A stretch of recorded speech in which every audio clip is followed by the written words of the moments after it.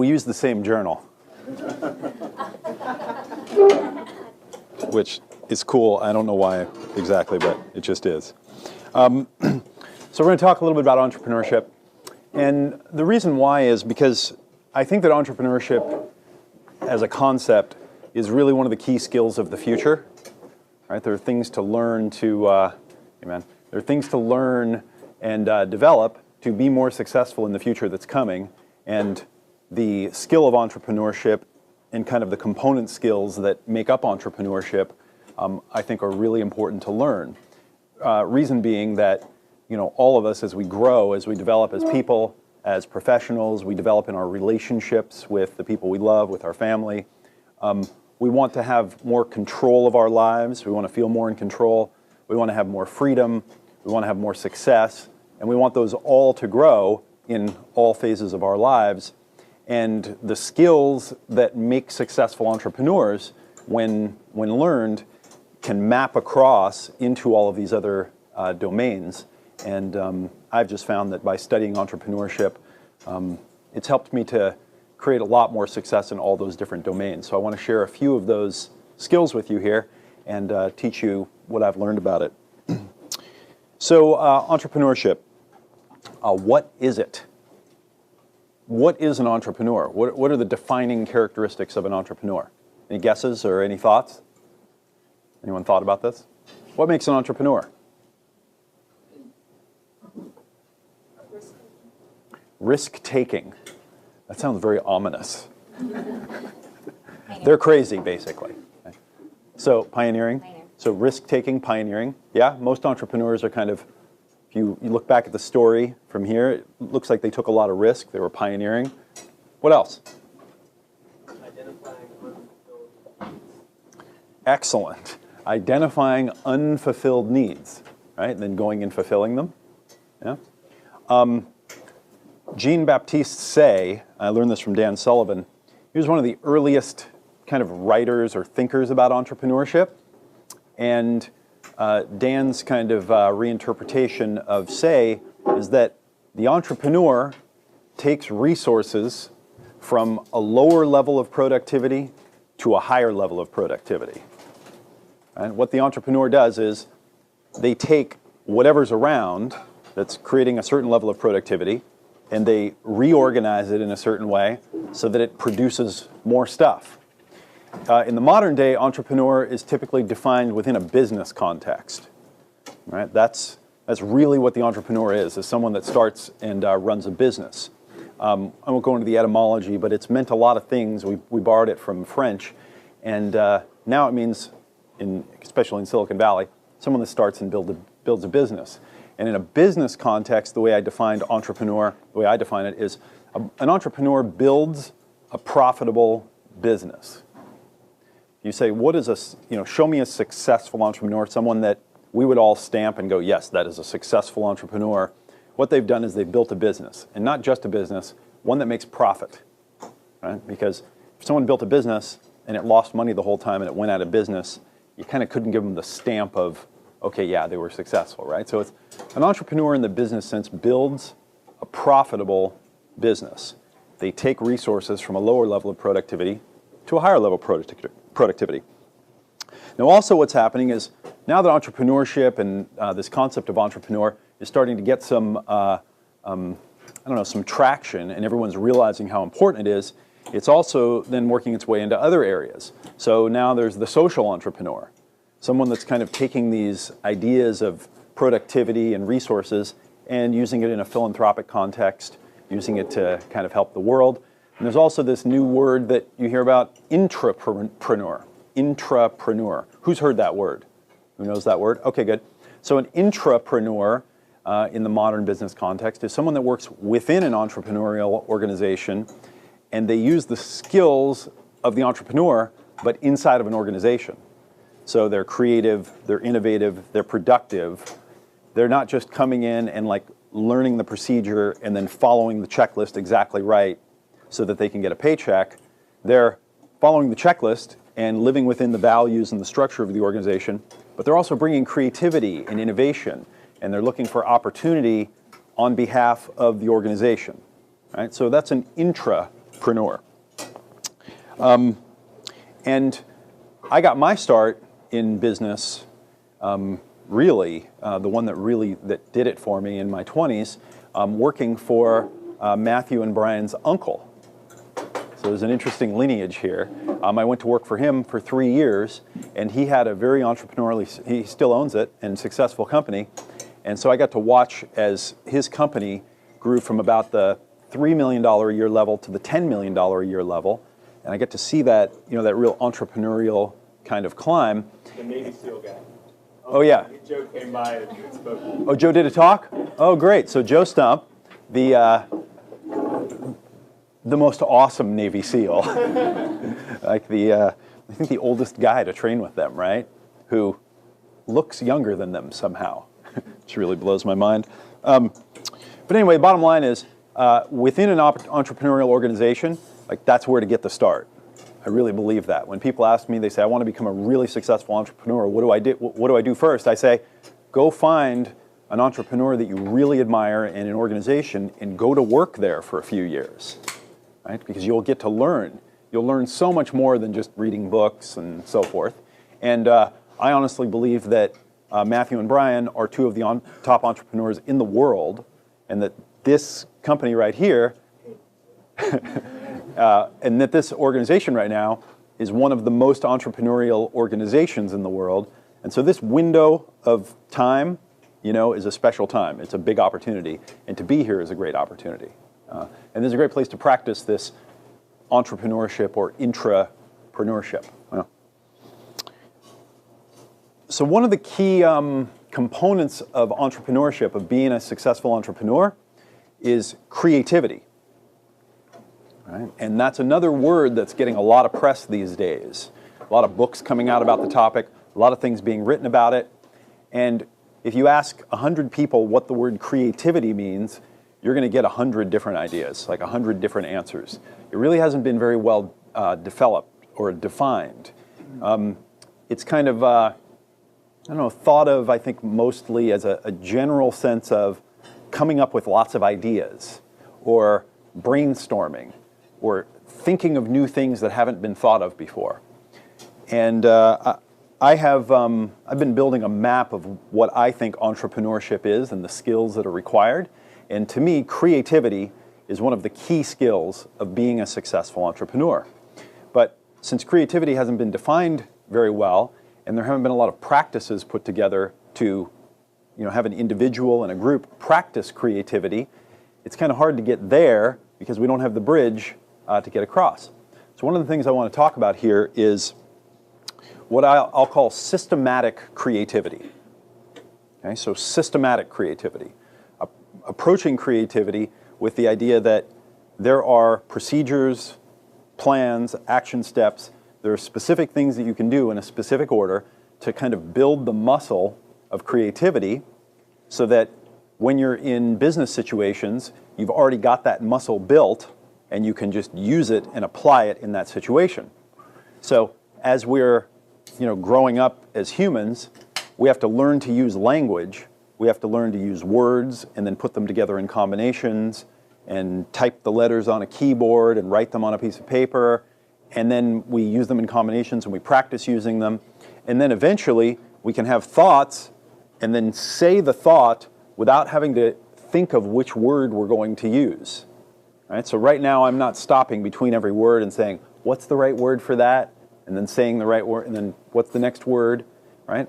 I've used the skill enough so that I can just automatically use the words in any combination. It's now unconscious. If you learn to ride a bike, you're first trying to balance and so forth, and you fall over a few times, then you kind of get the balance thing, and then you can ride. Then you can look up and actually ride the bike somewhere.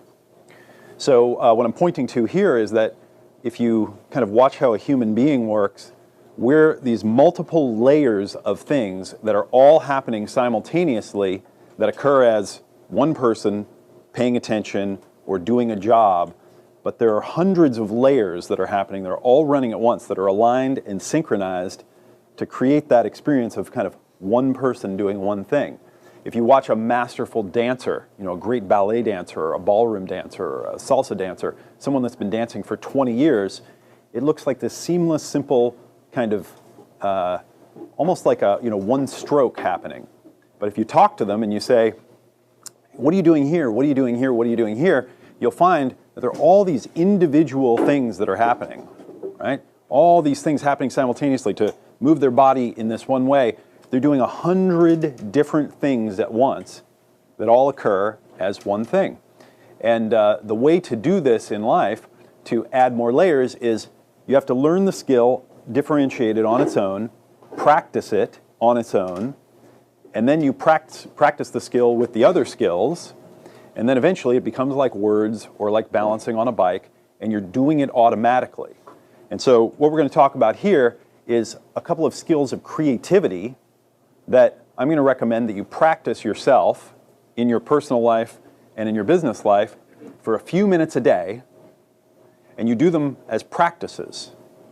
Okay? Not because that's what you're trying to do in that situation, but just like focusing on balancing or using a new word, you're just practicing doing it so that when the time comes, you can use it in the situation you're in. So you'll automatically do creativity when you're approaching challenges in life, when you're approaching a business situation, and more importantly, when, in here, when you're trying to do whatever it is that you do in your role more effectively, and you're on the watch for opportunities to take that to the next level of productivity, your creativity muscles are online and they're running all the time, just like being able to balance standing up.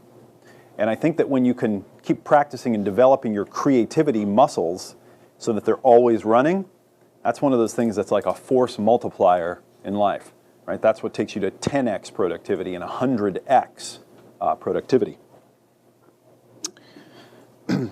So the practice that we're going to talk about today specifically is what we're going to call systematically building connections. Okay, systematically building connections. So systematically, because we're going to do it consciously in a particular order and a particular way. It's not just random. Building, not just kind of randomly making, but we are going to create them. Okay, we're going to create the connection. We're not just going to kind of look for a random connection or imagine one that could be. We're going to take all that, but we're going to build the connection ourselves. And then it's a connection, something that links two different things together. Two different previously kind of disparate or unconnected things, and it puts them together. And when we systematically build connections between things, and we allow them to connect to each other, interact, communicate with each other, link together and operate as a system, right? That's one of those core skills that entrepreneurs use in order to take things to the next level, to create more value, to create more profit, to create more success. Okay, so that's kind of an introduction, a little setting on entrepreneurship, and creativity is one of kind of the subcomponents of entrepreneurship. And the other two that go with creativity, by the way, that I think is very valuable to practice, but we're not going to talk very much about today, with creativity is productivity, getting yourself to systematically act, okay, and to do the things that are important. And the other one's leadership, which is about making visions of the future and then getting yourself and others to move towards them. Okay, so we're not going to talk too much about productivity and leadership, but on your own, if you want to study what I think are the real building blocks of creativity, read a few books about productivity, like Tony Schwartz and Jim Lair's Power of Full Engagement, that kind of stuff, and read some books about leadership, like Warren Bennis's On Leadership, that kind of thing. So study these together. But creativity, that's my favorite. It's where I think the highest leverage is.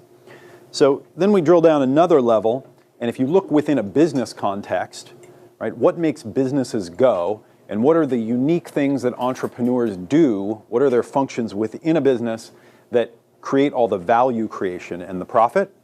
And I lump them all into three categories, okay? The first category is product. They create products.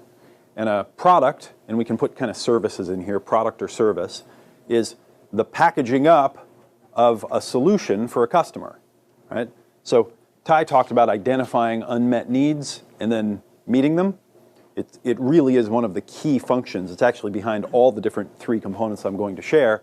The product is the packaged up or the systemized solution for the customer. Okay, so that's the product. The second thing that entrepreneurs focus on and are really good at doing is marketing.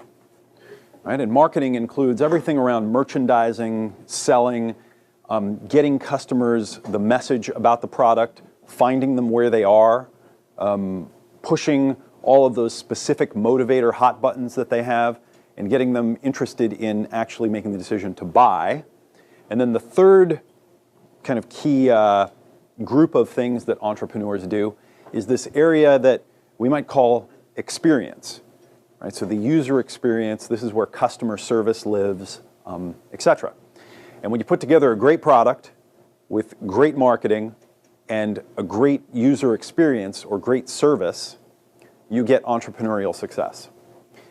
To the degree that you get distracted from those three things, right, and you're working on other stuff that, is, licking and sticking envelopes and trying to figure out like what picture you want to have on your computer desktop and like, I got to go to the store and, get some printer paper or like whatever those things are that distract from those things, you're no longer in the domain of entrepreneurship and creating entrepreneurial success.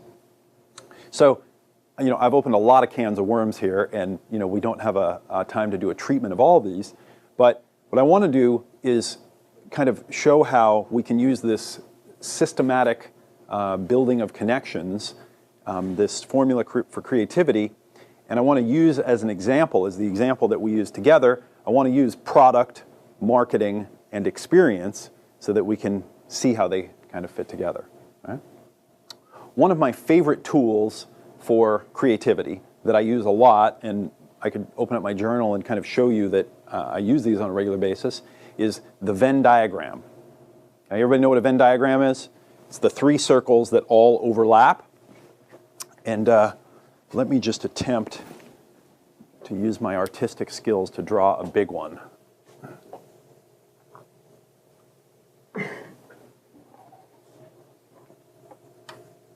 This might be more the Venn eggs than the Venn diagram. Not too bad. All right, we'll let it live. So three circles, they have overlaps. And one of the reasons why I like the Venn diagram so much is because it gives you an easy kind of visual reference system within which to organize your ideas and kind of keep them. Because as you can see, here we've now got kind of 7 domains that different things can live in. And it's to the level of complexity where once we start filling these in, if you don't have this to use and be making notes of what you're thinking of, you're just doing it in your brain, you're going to lose them. So this is kind of a little practice tool that we use. So I really recommend that you draw one of these when you're going to do creativity. Now before we do this, before we get into that, let's do the simple version, which is just 2. Okay? And let's take 2 domains that are outside of this, for example. So let's take, I'm just going to put exercise in here. And then let's put food in here. So this is 2 different areas of kind of the personal health domain. Okay? And we're just going to use this for a practice. So if I wanted to build a connector in my life between exercise and food, let's say that I've got an exercise routine that I do and I want to kind of take that to the next level. And then I've got my diet over here and I want to take my diet to the next level. But more importantly, I want them to support each other.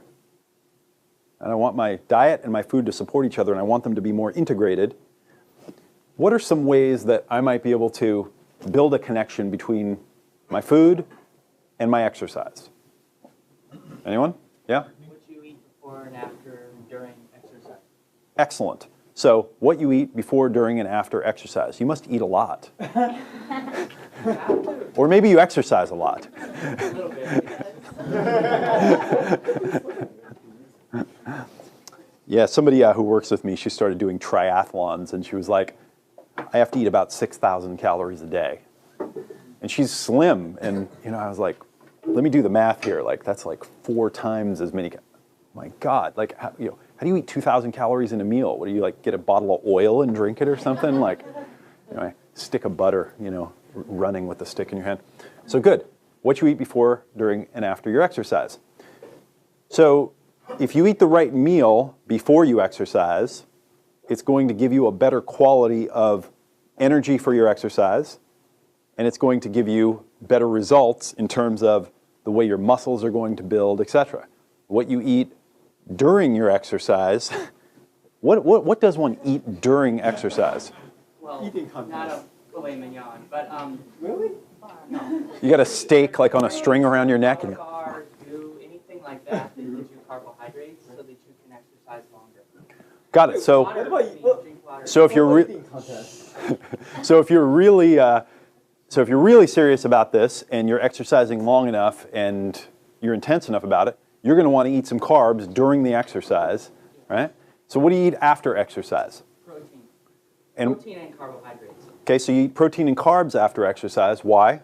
The carbs to replace the carbs you lost, and then the protein helps rebuild muscle because that's what you need to start doing as soon as you finish exercise.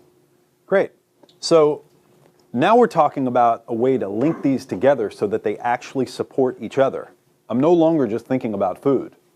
I'm thinking about the food that supports the exercise. And once I have my routine together, where I've got my protein shake that I make before, what do you eat before you exercise? Light carbohydrates like bagel and some sports drink, and of course water. Okay, great. So light carb, like a bagel and some sports drink, for example. So maybe you have a routine in your day where it kicks off by you eat your bagel and you have your sports drink while you're getting ready to exercise. And that actually, that meal supports then you starting your exercise. You follow? It gets your mind kind of transferred from whatever it is you were doing. It acts as kind of an on-ramp into the exercise. So what we're doing right now is we're starting to exercise our creativity by systematically building a connection. And they literally support each other. They become integrated, and eventually, if you start eating a bagel at any time in your day, your body will start energizing itself, and it'll be like, I'm getting ready for exercise. Like you'll just feel a rise in energy, and you'll start going there. Right? So this is an example of what we're about to do here in the big zone. Now, I love things like this. Whenever I am working on a new area of my life and I'm learning about some new thing, like I find a philosophical concept that I get fascinated with, and I'm reading some dense book about that whole thing, and then my wife and I are working on our relationship and we learn this new emotional thing. Whenever I've got new stuff that I'm working on that's really interesting, I just try to put them together and say, how do these overlap? How do they fit? How could they support each other? And I try to link them together in some way so that they've got more anchors into my life. And because the more you start doing this, the more you see how everything fits together. And instead of everything becoming one thing, everything becomes one thing that's this beautiful structure of many things. Yep. How do you pick which elements to start overlapping? Well, I just do it with anything that is new and significant in my life, or anything that's important. We all get interested in new stuff in different areas of our life. You're working on. I emailed Ty the other day because I realized, for example, that I haven't updated the fonts that I use, that I do all my designs with, in years, probably like 5 years or something. And so when I go to do a design, I go into my fonts and I've got like all the same fonts. And while I've got good fonts and I like the designs that I do, I just realized like there's new technology here. So I emailed some of the great designers I know and I said, hey, what are your favorite fonts and where do you go get them? And they kind of wrote me back. And so I took some new fonts. I went and found a whole bunch of really great new fonts. And then I took another process that I do, which is I create different templates for writing and for different ideas. And I immediately took my templates and I started using new fonts and new combinations. You just take whatever's current for you and you just put them together. You put them in the circle and you ask yourself, how can I connect these and just wire them into my life? Life's moving so fast right now. Like we're going so fast, and so many new things are coming in.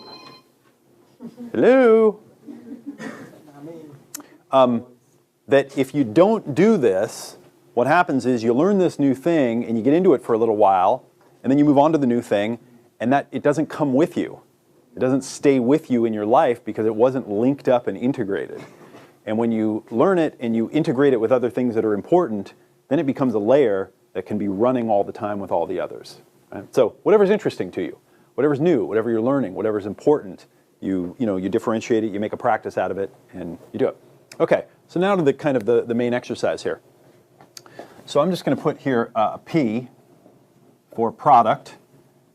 I'm going to put an M for marketing, and I'm going to put an E for experience. That's what we're going to put in these. So what's a new product that is maybe been launched recently, within maybe the last 3 to 6 months kind of thing, and that a lot of the energy of the organization. It's a new product or maybe a new aspect of a product or a new feature or something that's kind of a big deal. Identity.com. Okay, great. Identity. What's a new marketing channel, a new process, something new that's happening in marketing that in the last 3 to 6 months it's kind of come online, maybe last year. It's kind of a new skill that, hey, wow, look, that has some potential. We've been playing with it, and it looks like that might be a big part of the future. Email. Email? Yeah? Great. Email. What's a new thing that might be a customer service thing, a user experience thing? Again, something maybe last 3, 6, 12 months where we've been playing around with it. This really shows some promise for the future. The customers really like it. It's increasing retention.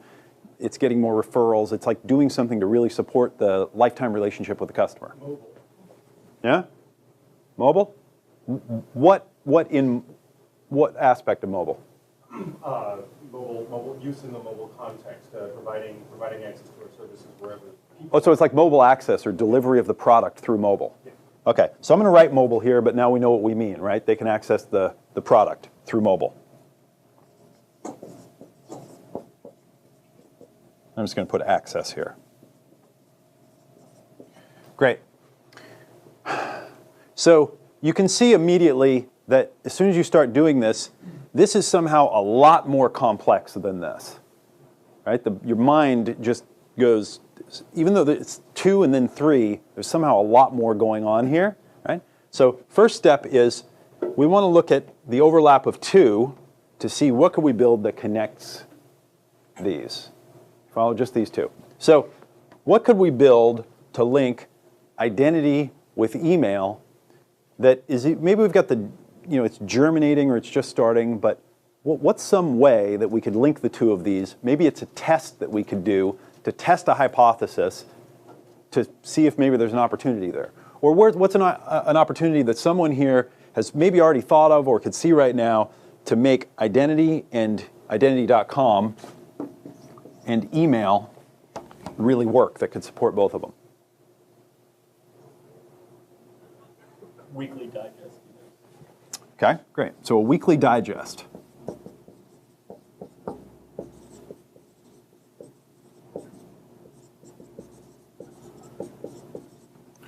Excellent. Not surprising that the entrepreneur answered the question. All right, so now look over here. Identity and mobile access. Now, add one more little tweak here to this, right? What is something that, because now there's this thing called identity and reputation, and now because there's mobile, and these 2 things didn't exist recently. You follow? Like if we were to go back in time 10 years, 20 years, these weren't even on the radar of the futurists 10 to 20 years ago. This is really new stuff. What could we do here to connect these that is new, that wasn't even possible, but could potentially be a really big idea in the future? Location-based identity profiles. Location-based profiles. Identity, yeah. Basically, you generate, you figure out like who are the people around you based on online data source. Great. So could we say location-based profile? Yeah. Does that sound right? Profiling or Yeah. Okay. So good.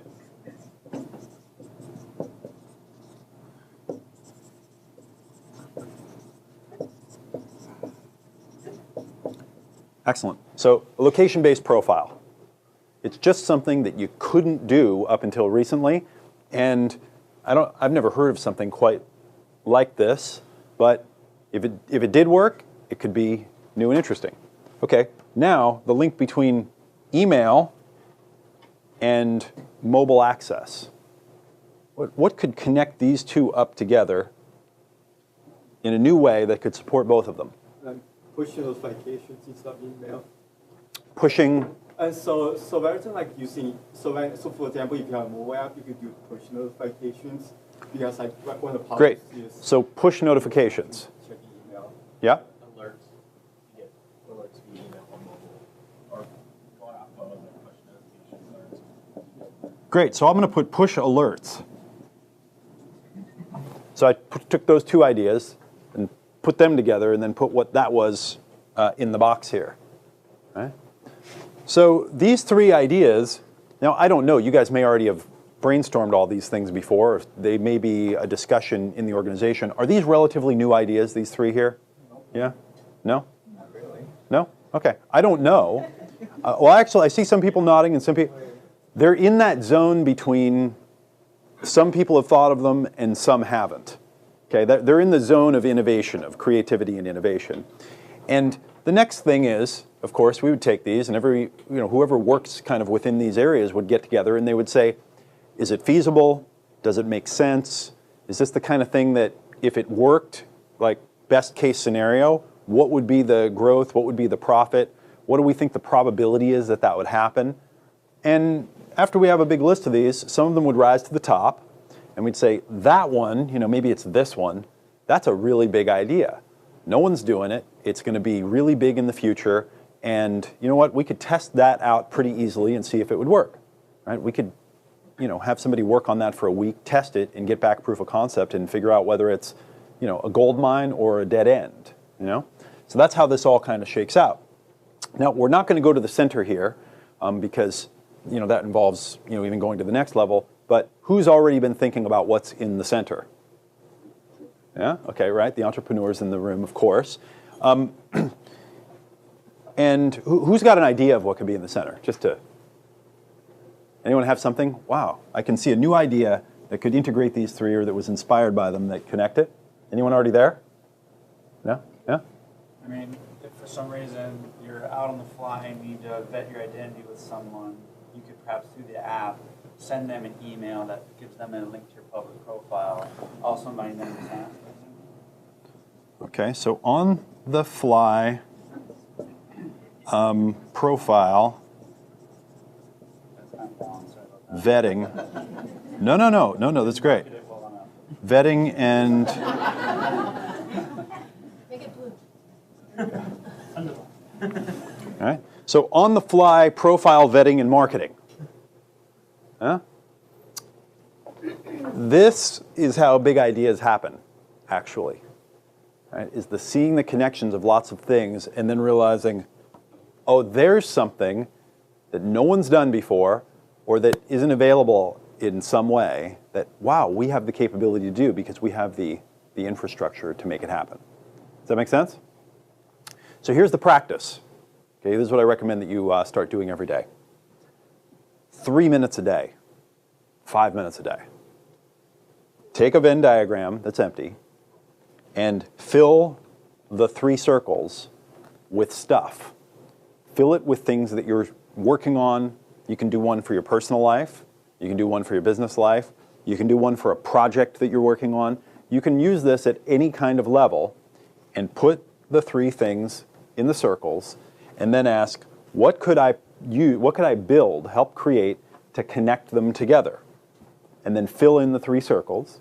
And if it's easy to put one in the center, put it in the center. Okay? It's like doing a rep of exercise.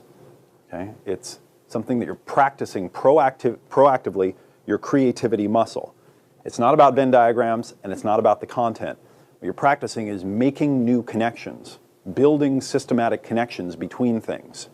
Because when it really comes down to it, talent and productivity, creativity, these are all high-level pattern recognition and pattern creation. When you're talking to a really talented human being, somebody that you just say, oh my God, they're so talented, what's actually happening in here is very fast, very complex pattern recognition, and then pattern creation and iteration, and it's happening real time. But because they have so many layers running, and they're so practiced in them, it occurs as one thing, and you can't take them all apart. Yeah? This is the basic practice of building this layer called building systematic connections. And if you do this for 3 minutes a day, it will train you up here to do it automatically. And after you do it for about 30, 60, 90 days, you'll actually notice yourself, you'll be in a situation that counts, and you'll see your mind unconsciously, it'll hand you new ideas that are really good ones. And the more you practice it with more complex and abstract ideas and get good at it, and then you take the ideas and you test them in the world and you get feedback from the world, the more your mind will learn unconsciously, and it'll start giving you better ideas that are more likely to work because you're getting feedback from the real world. Yeah. So this is one practice for building systematic connections, for practicing creativity. And I recommend, again, that you do this every single day, 3 to 5 minutes. Do it for 30 days. Your mind will start automatically giving you ideas. You'll get the balance and you'll be able to do it automatically. Do it for 90, 180 days, and you'll start getting good at it. Do this for years, and you'll become one of the most valuable people that you've ever met. Somebody that can create value in almost any situation very, very powerfully. My wife and I were talking on the way in, and you mentioned this. We just talked a little bit about who you are as a being, in a way. Actually, come here. This is a mic. No, I got to just put this mic on you just for a sec. She said something that was just so brilliant that, here, go. This is my wonderful wife, Annie, and we're only standing close because this cable's so short. And we're in love. Oh, and we're in love, too, yeah. Yeah, I just noticed as entrepreneurial skills become more pervasively coveted, Just hold it right down here. Your unique idiosyncratic self becomes more important in its expression, whether it's at work or in any situation where you're doing problem solving or trying to create more productivity. So being connected to the fact that you're here right now, once and for all and never again, and your unique ability to generate connections, that's your magic, and that's part of what's going to have you generate creativity and be a much more powerful entrepreneur. So unique selfing as often as you can. Yeah. Thanks, honey. Yeah, each of us is unique. Each of us is a unique human being, and as kind of unique as we are on the outside, we're way more unique on the inside in how our minds naturally work and the talents that we have. And what she's talking about is you individually, before you even learned language and social skills, and you were a unique masterpiece. You are a unique masterpiece. And the more you can add these things to it, and you kind of project your unique voice out through those things into the world, right? The more fulfilled you become, and the more you really add your special, unique talent, your voice to the world, right? And it really works. Okay, so we're at about 30 and a couple of minutes there. Thought maybe we'd do a little question and answer for a few minutes. Yeah? Any questions about this stuff or creativity as it applies to entrepreneurship in specific general? Yeah. You mentioned the Venn diagram practice as one way to kind of train your mind. Can you give us a high-level summary of some other ones that are in your toolbox? Sure. So again, it's about systematically building connections. It's about connection. And so anything that you can do to create connections between things is very valuable. And you can create simple connections, and you can create more complex and abstract connections. Right? So one thing that I do a lot is I just say, okay, there's a clock, and there's the color yellow. Right? What connects a clock with the color yellow? Anyone? The sun. Excellent. All right. Unclock.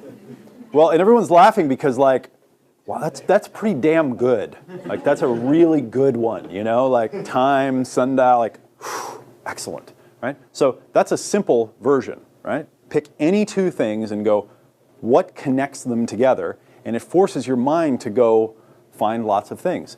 I was sitting at a talk that my wife brought me to with, it was like 4 Nobel laureate physicists, and who was the guy hosting it in New York?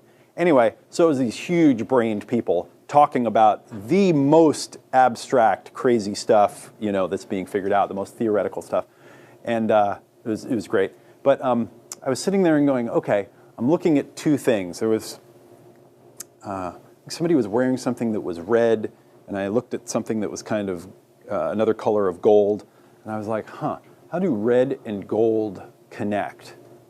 And I thought about it for a second, and I kind of didn't come up with something.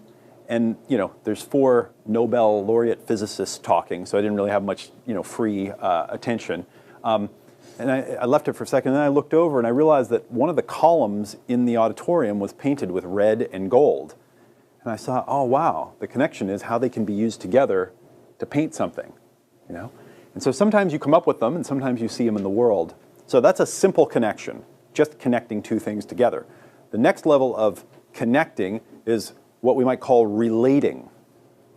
And relating is seeing how more complex things relate to each other. So I was flying on a plane and I was doing this exercise, and I looked out the window and I saw the wing of the plane, and below it was the ocean. And I said, what does the wing of the plane, you know, what connects the wing of the plane and the ocean? And I thought, the wing of the plane is like the fin of a fish. Right? We're kind of swimming through the air right now, and fish kind of fly through the ocean. It's a very similar kind of dynamic. And then I started asking even further, okay, now how do these 2 things, the fish and the plane, how do they relate to each other? What other levels of stuff do they have in common? Right? So an airplane has an air system inside of it, you know, pressurized cabin with air that gets recirculated through to keep the life inside of it alive. And a fish has a circulatory system inside of it that takes the oxygen from the salt water and it runs it through the fish. So you can start looking at more complex ways that 2 things relate. You know, so we could go even deeper into clock and yellow and sun, and you know, so that's one way. Another way, and we're kind of touching on this, is analogy or metaphor. This is one of my very favorite kind of creativity builders and communication builders. And what you're always doing is looking for a metaphor, another way of explaining the thing that you're trying to explain. And an excellent example is this was kind of a metaphor or an analogy of this. So this is a simple one that we did kind of personal health, and then we took the mind skill, the structure that we learned over here in the little practice run we did, and then we used it in the big game over here. So that's kind of an analogical way. And just explaining things to people, like when I was talking and I said, we learn in layers, so then I gave some examples, some analogies and metaphors. You learn to ride a bike and you balance, and then once you can balance, then you can ride the bike. So when you're explaining things to people, try every time you're explaining something to remember, give them an analogy or a metaphor. So explain the thing and then pick out an analogy or metaphor that's unrelated from somewhere else and then use it. And the more you do that thing, right, the more you even multiply the value of this. So those are 2 more of my favorites. Yeah. Others?